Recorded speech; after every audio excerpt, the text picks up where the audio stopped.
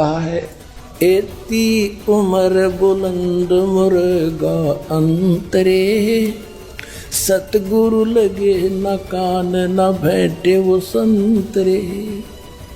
इतनी लंबी आयु होने के बाद भी मृत्यु होगी, क्योंकि आपको वो तत्वदर्शी संत नहीं मिला। जो गीता अध्याय नंबर 4 के श्लोक नंबर 34 में जिसका वो वर्णन है।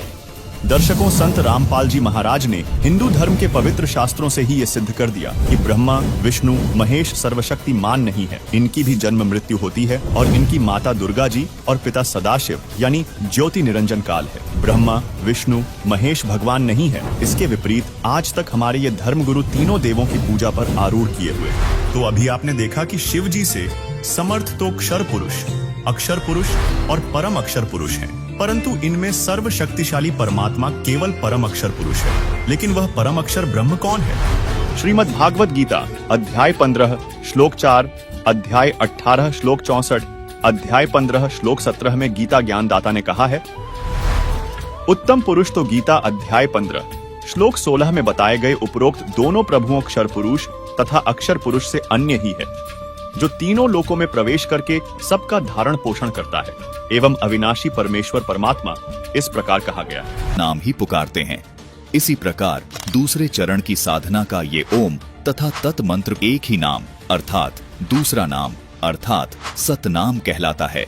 संत रामपाल जी महाराज के अनुयायी इन दोनों मंत्रों को प्राप्त करने के बाद कहते हैं कि हमें दूसरा नाम अर्थात सतनाम मिल गया है, अर्थात यहाँ दो नाम मंत्र होने के बाद भी ये केवल एक नाम ही कहलाता है, जिसको सतनाम कहते हैं।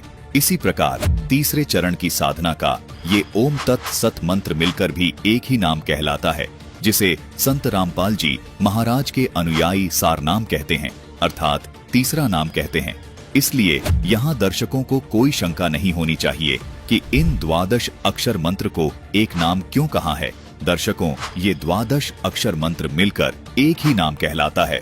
संत रामपाल जी महाराज इस प्रकार अपने शिष्यों को सनातनी पूजा के तीनों चरण की साधना का प्रथम नाम, दूसरा नाम और तीसरा नाम देते हैं। संत रामपाल जी महाराज पंचदेव पूजा और सनातनी पूजा के ये मंत्र सन 1994 से और आदि सनातनी पूजा के ये मंत्र 1997 से अपने सभी शिष्यों को दे रहे हैं। 1997 से पहले संत रामपाल जी महाराज केवल 2 चरण वाली भक्ति साधना अपने शिष्यों को देते थे। 1997 में स्वयं कबीर साहिब जी ने संत रामपाल जी महाराज को तीसरे चरण वाली इस भक्ति को आगे शिष्यों को प्रदान करने का आदेश दिया था। दर्शकों, आपके मन में यहाँ ये विचार आना स्वाभाविक है कि क्या संत रामपाल जी महाराज के पूज्य गुरुदेव ने उन्हें आदि सनातनी पूजा के तीसरे चरण में दिए जाने वाले इन मंत्रों को शिष्यों को देने का आदेश नहीं दिया था?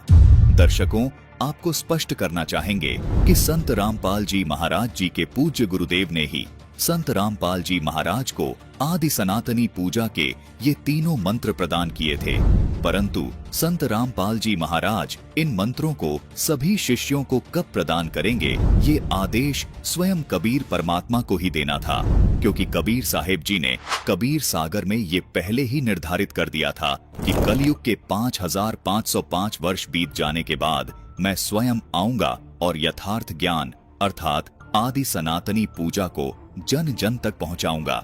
इससे स्पष्ट है कि संत रामपाल जी महाराज को ये मंत्र अपने गुरु जी से ही प्राप्त हुए हैं, लेकिन भक्त समाज को इन मंत्रों को देने की आज्ञा खुद पूर्ण ब्रह्म कबीर साहिब जी ने दी है।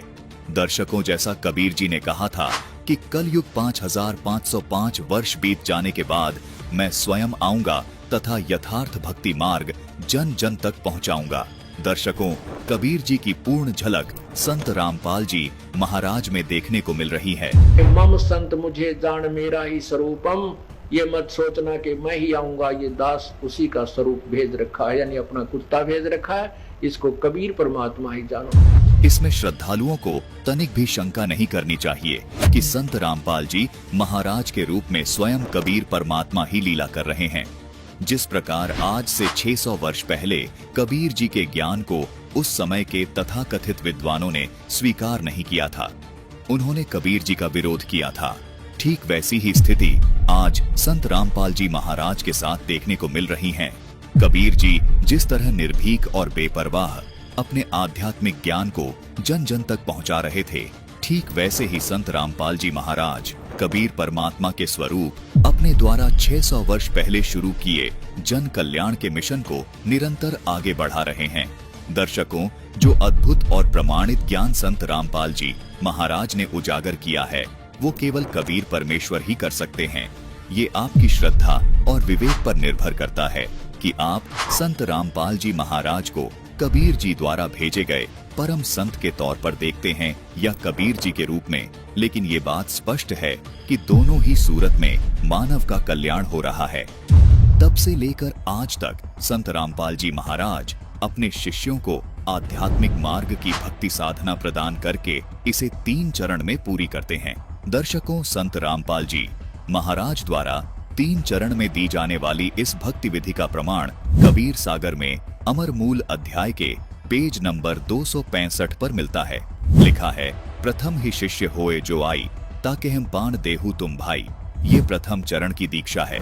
फिर लिखा है, जब देखहु तुम दृढ़ता ज्ञाना, ता कहाँ कहूँ शब्द परवाना।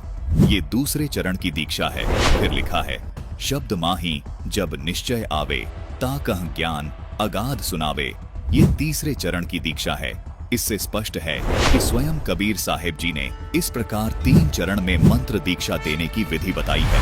अब तक हमने देखा कि शिव जी न तो अविनाशी है, न सर्वशक्तिमान है, और न ही उनकी साधना से साधक को कोई विशेष लाभ प्राप्त हो सकता है। इन सभी बातों के ठोस प्रमाण हमें हमारे पवित्र शास्त्रों से मिलते हैं। हालांकि शास्त्रों के प्रकांड विद्वान माने जाने वाले कई धर्मगुरु शिव जी को सर्वशक्तिमान, अविनाशी, मृत्युंजय और स्वयंभू मानते हैं, लेकिन उनका यह विचार शास्त्रों के बिल्कुल विपरीत है, जिससे यह भी स्पष्ट होता है कि उन्हें शास्त्रों का ज्ञान नहीं है।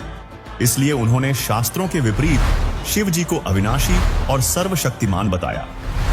दर्शकों, आज के समय में लाखों धर्मगुरु हैं जो शिव जी के बारे में यही मत रखते हैं, जबकि तत्वदर्शी संत रामपाल जी महाराज शास्त्रों से प्रमाण सहित ज्ञान देते हैं, जिनके ज्ञान आधार पर हम आज के इस खास एपिसोड में हमने महाशिवरात्रि की वास्तविकता और इनके पीछे छिपी धार्मिक मान्यताओं के बारे में गहराई से जाना। हमने देखा कि पवित्र शास्त्रों में शिव जी की भक्ति की कोई पुष्टि नहीं की गई है, बल्कि महाशिवरात्रि व्रत जैसी शिव जी की भक्ति क्रियाओं को शास्त्र विरुद्ध माना गया है।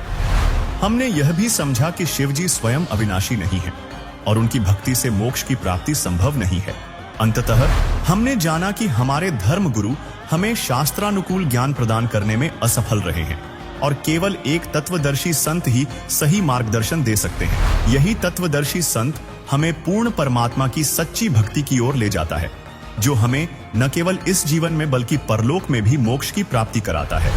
इसलिए यह आवश्यक है कि हम शास्त्रों के अनुसार साधना करें और तत्वदर्शी संत रामपाल जी महाराज के मार्गदर्शन में आदि सनातन भक्ति करें, ताकि हमें वास्तविक आध्यात्मिक लाभ प्राप्त हो सके, जिसकी संपूर्ण जानकारी के लिए प्रतिदिन अवश्य देखिए संत रामपाल जी महाराज